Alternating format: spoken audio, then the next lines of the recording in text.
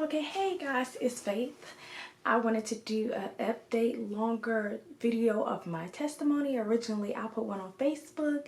This was like a couple minutes long, and it just showcased a little bit of everything that I have gone through within these past couple years, what God has brought me out of, and what I'm in expectation for. So hopefully this video of my testimony changes someone's insight, perspective, and just give them a different view of what God can do when you're divorced, you're married, or even when you're a single mom like me. But so far, I've been married. I was married for almost 7 years, 8 years roughly. I went through a super nasty divorce, and I had 2 little boys. So during that whole time frame of me being married, I went through a lot of physical, mental, and psychological abuse.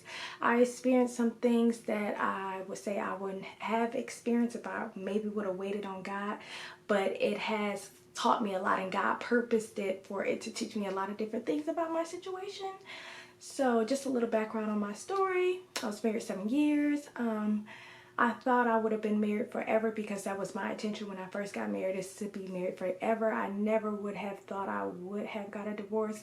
That was not in my plans. Never was that something that I would have done, because that's not where my values were. But unfortunately, here I am. But happily I am, because I'm happily single and in expectation and just waiting on the Lord this time. I was young. I was in my early 20s. I was having my second son, and I was just so eager and so ready to have a companion or have a partner in life.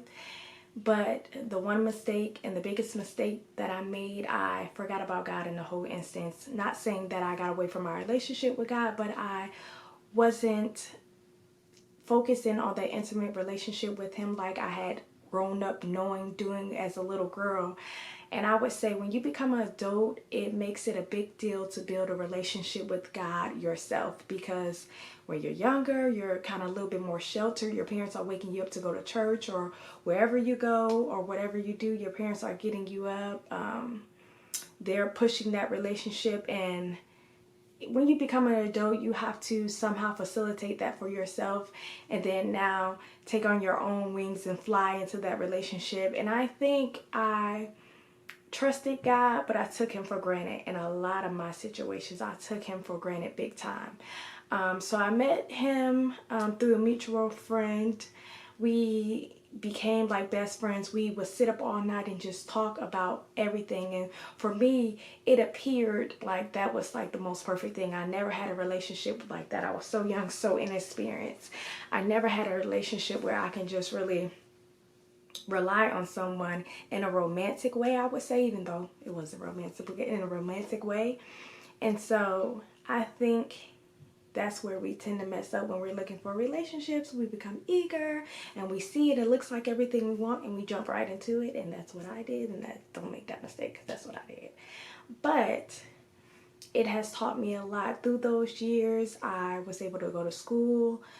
And although to the outside world, it looked so picture perfect. Everybody were like, you guys are the cutest couple and everything. But at home, we were fighting constantly. We were just bumping heads. It was a lot of physical abuse, a lot of mental abuse, a lot of brainwashing. When I say I completely lost myself in that relationship, I completely lost myself in everything, and all of my morals and my standards. I let myself go. I even fell into drinking. I became a super heavy drinker. I just would drown myself in wine constantly every night, just to kind of lose those emotions, to kind of not think about those things.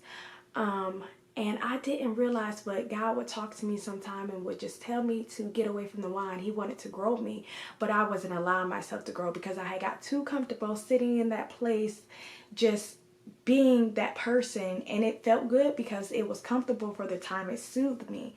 But eventually, when you want growth, when you want to grow, you get tired and you want to change.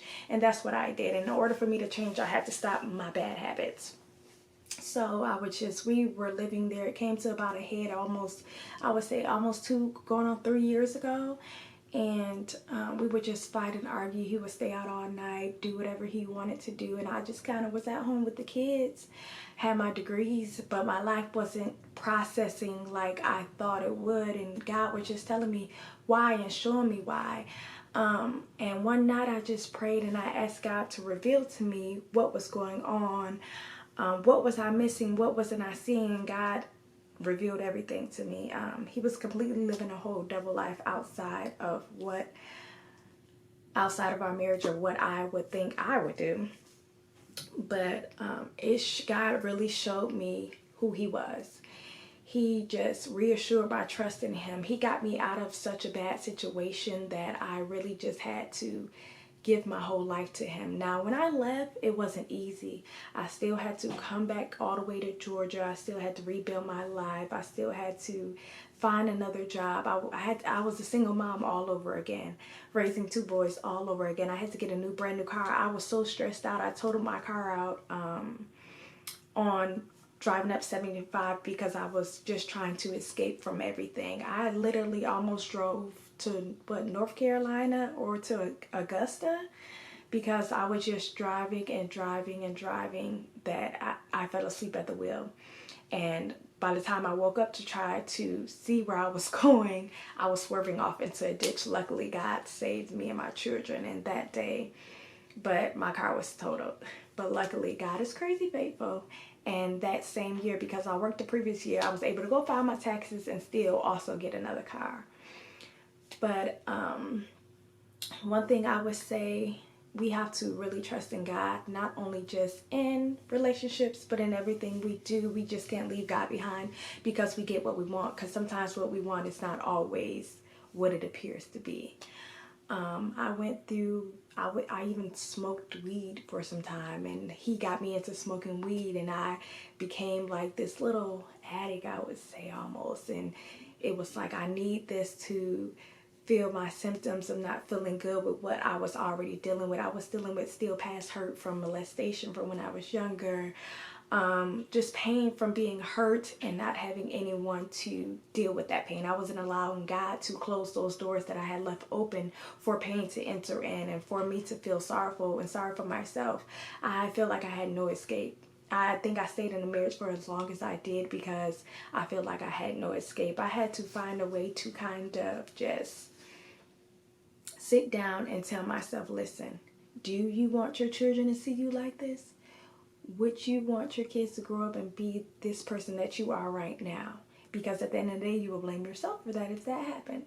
So I just really had to just listen to what God was still pouring into my spirit at the time, even in the midst of me being drunk, even in the midst of me being high, even in the midst of me doing things I shouldn't have been doing. And my excuse was, well, he's cheating on me. He's over here dabbling in things that had nothing to do with God, who has nothing to do with me. And I just really just had to put my big girl panties on and say, listen, it's either get out or live like this forever. I became more hungry for God, and I remember asking him, just, Lord, I want to get back in church. I grew up in a church. I grew up Baptist. I'm like, Lord, I want to get back in church. I want to find a church home. I want to do this. I have so many business endeavors that I want to do. I remember I just completely stopped all my hobbies. I didn't draw anymore. I didn't do this anymore. I didn't write anymore. I didn't do anything, but I was literally just all day folding clothes, cooking, cleaning, taking care of my boys, but I wasn't taking care of myself first. I was in so much lack, and it's not because God wanted me to be, it's because I was keeping myself there. And I had to really just close out those voices that were in my head telling me I couldn't do this, I couldn't do that. And I think that's something we have to work on ourselves with. Sometimes we want those quick rewards, but we don't want to do the work. And I had to do the work. It took me about 2 years, but I got there. And I remember when I first stopped drinking wine, it was so long ago. It's been a long time. It's been about, I think, almost a year or more maybe. But I remember just even in the midst of me letting that go, I was asking God. I would cry at night and just say, you know, this is something I want to let go. I want to get over this aspect of who I think I am, and I want to get past this. And I remember God just saying, trust me, trust me, trust me. Just drive past the store when you're coming home. Just keep on going. Don't go to the store. Don't do that. And now I can sit in front of people who drink, or I can go to places where people drink. Not that I do, but I can, if I'm happen to be around it, I'm okay with it. It doesn't bother me. And God just showed me so much how those things weren't a part of who he created me to be. It was completely separate from who I am. Because now I look at it like I don't even see how I lived with something for that long. And now I don't even think twice about it. And I feel like sometimes we have to get back to the root, and we have to dig up those old weeds, and we have to let go of those things that we think we need, because when we look at them, they're not really any good. A lot of people ask me, what have I done now? Because I have rebuilt my life. Well, God has rebuilt my life. I have been obedient to what he has told me. A lot of advice that I would give people if you're really trying to get away from not only just a bad relationship, but just trying to grow yourself and trying to get outside of your own head and outside of those thoughts, and you're trying to take those thoughts captive. I would say just find your church home. Just find some people who are going to pour into you. I had to cut off so many relationships. Best friends, I lost a husband, I lost a best friend, I lost a lot of things. And some of those things, even with social media, I had to leave it alone for a while. I had to just, for months, and just sit by myself and just let God pour into me and just say, hey, listen, I can't talk right now. When they text, I can't talk to them. And it sounds so simple, but it's so much more when we don't think about it and we just do it. We attach ourselves to so many things like that, and it becomes normal to us because those things are tangible. But sometimes we have to surround ourselves with wise counsel in order to grow into who we want to be, because when you're stuck in those old things around the same old people, you fall back into those same old habits. One thing that I do all the time is I journal all the time. I would say when I first started on this journey, even before I left my ex, even before I left that marriage and that bad relationship, I would sometimes stay up all night when everyone was asleep. I used to literally be up to like 3 o'clock in the morning just writing down my thoughts. And as God would give me things sometime, even in the midst of the storm, I would just write them down. I have books and books filled with just stuff that I just had to write down that I just needed at the moment. And I even go back now, even like years later, and I read them, and then I read what I write now, and I see the growth in myself, and I'm just like, wow, it's amazing what God would do when you're obedient. Another thing that I would say do is make your vision plain. Not only just write down what you want to write down, create yourself a vision board, visualize where you want to be, show yourself who you visualize where you want to be, and just see yourself doing that. Another thing I did is I did a vision board. I hope you guys can see that, but I did a whole little vision board of everything that I wanted, like family. I want a real marriage, but a real marriage that's ordained through Christ. I want to wait on God and get that. Just everything about Christ's manifestation, faith, being born again, love, art, which was always my first love, which is something I did since I've been little, something I had to get back to.